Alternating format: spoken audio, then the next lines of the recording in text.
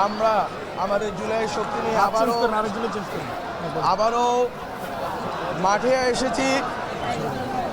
এসেছি এই জন্য যে আমরা শাহবাগে অবস্থান কর্মসূচি দিয়ে এখানে ওখানে বিভিন্ন কর্মকাণ্ড চালিয়ে ফেরত যাব এই জন্য না।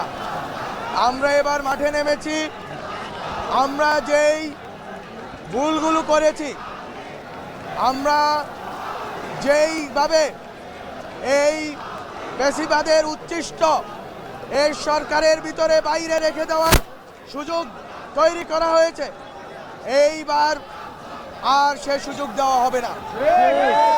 আমাদের এবারের লড়াই, আমাদের পক্ষ থেকে প্রথম দাবি হচ্ছে শরীফ ওসমান হাদির খুনিদেরকে যে কোনো মূল্যে অতি দ্রুত সময়ে ভারত থেকে ফেরত পাঠাতে হবে।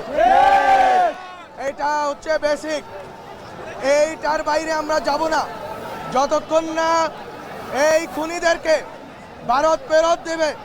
ততক্ষণ পর্যন্ত আমরা মনে করি না ভারতের সাথে কোনো স্বাভাবিক সম্পর্ক রাখা সম্ভব।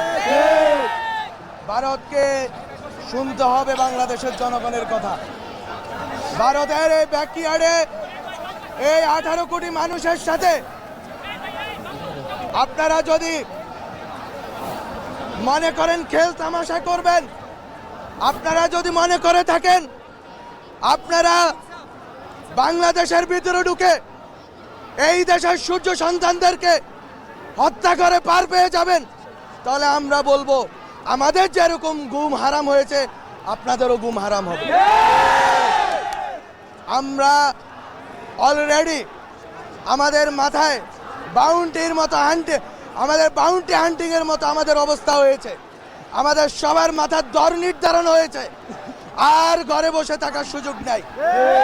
আমরা এবার নামছি, 5 আগস্টের আগেও নেমেছিলাম, শহীদই হব, শহীদই মৃত্যু হব সেই আকাঙ্ক্ষা নিয়ে আমরা আবারও নেমেছি। যদি মৃত্যু হয় আমাদের শত্রুদেরকে মোকাবেলা করে মরবো আমরা।